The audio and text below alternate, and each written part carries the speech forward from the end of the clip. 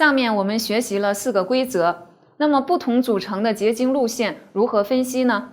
一般情况下，我们首先要根据无变量点划分负三角形，确定组成点的位置，根据三角形规则，先判断出吸睛产物和吸睛终点，然后分析吸睛路线，正确书写吸睛路线，最后利用学过的规则检验正确性。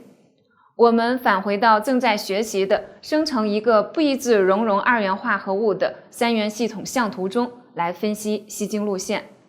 这个相图中点线的含义大家现在应该十分清楚了， E 点是低共熔点， P 点是单转熔点， PQ 线是转熔线。那么我们来分析熔体1的吸睛路线。熔体1降温，因为点1在 S 的出晶区，所以首先吸出晶体 S， 那么根据背向规则连接 SE， 并延长到 D 点。D 点在 AS 的共熔线上，所以同时吸出晶体 A 和 S。液相点从 D 点走到 E 点，固相点从 S 点向 A 点移动。液相点到 E 点时，固相点到达 F 点3点一线，液相点在低共熔点 E 处同时吸出 ACS， 固相点就需离开 F 向三角形内部移动。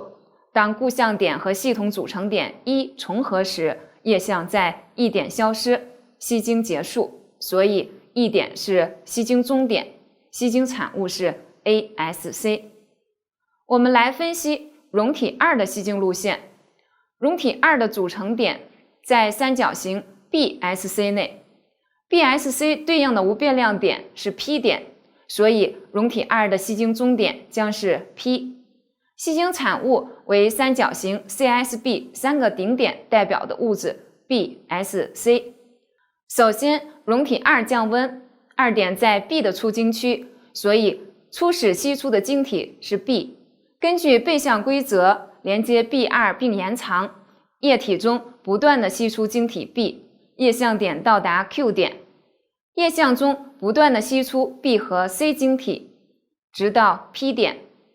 固相点从 B 点到 O 点， P 点是单转熔点，所以这个时候将发生转熔， P 点液相将晶体 B 转熔掉，生成 S 和 C。 液相点不动3点一线，固相点从 O 点向内移动。当固相点和系统组成点2重合时，液相在 P 点消失，吸睛结束，所以 P 点是吸睛终点，吸睛产物为 BSC。 接下来我们分析一个比较复杂的系统组成点3点。3点在三角形 ACS 内，所以吸睛终点是 E 点，吸睛产物是 ASC。 首先3点在点 C 的出晶区，所以还是根据背向规则，首先连接 C3 并延长。此时不断吸出晶体 C， 液相点到达 M 点，吸出晶体 B 和 C， 液相点从 M 点走向 P 点，固相点从 C 点到 D 点。液相点在 P 点时发生转熔，把晶体 B 转熔掉，生成 C 加 S， 所以固相点从 D 点向内部移动3点一线。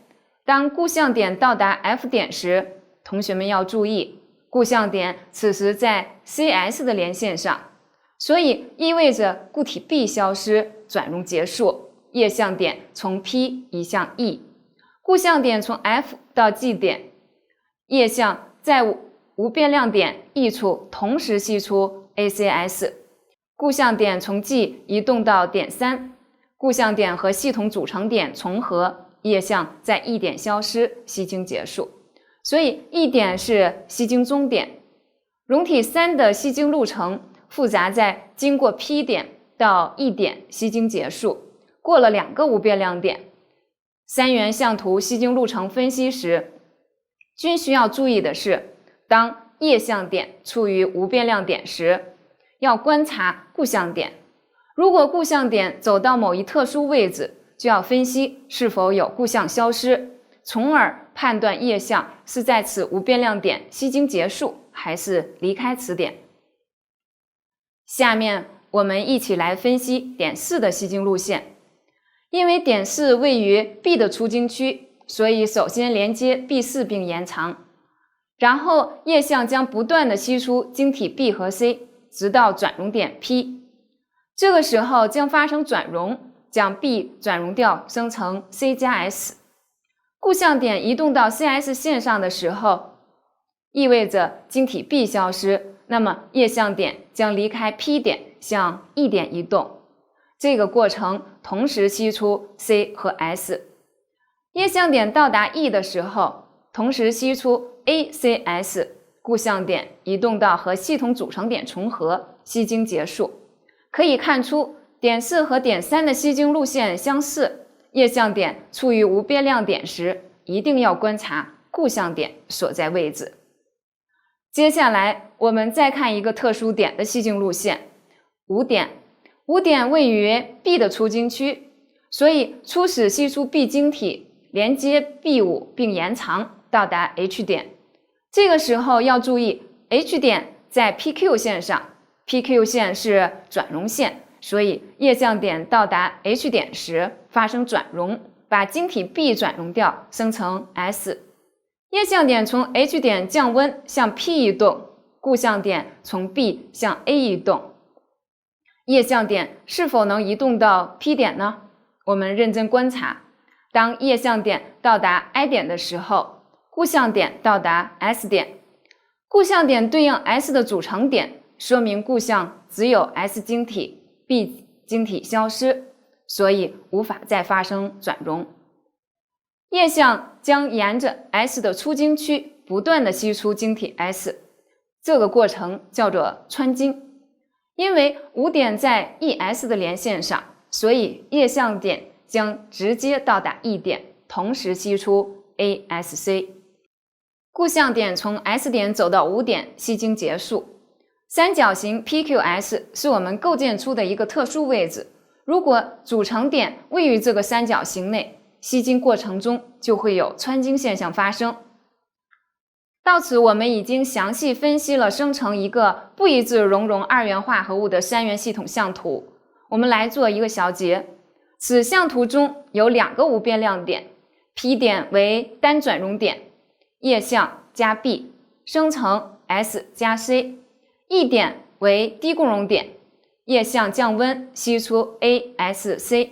图中界线 PQ 是转容线，液相加 B 转容生成 S，其他为共熔线。组成点在三角形 PSC 内时，液相点过 P 点到 E 点吸经结束。组成点在三角形 SPQ 内时，吸经过程中存在穿经现象。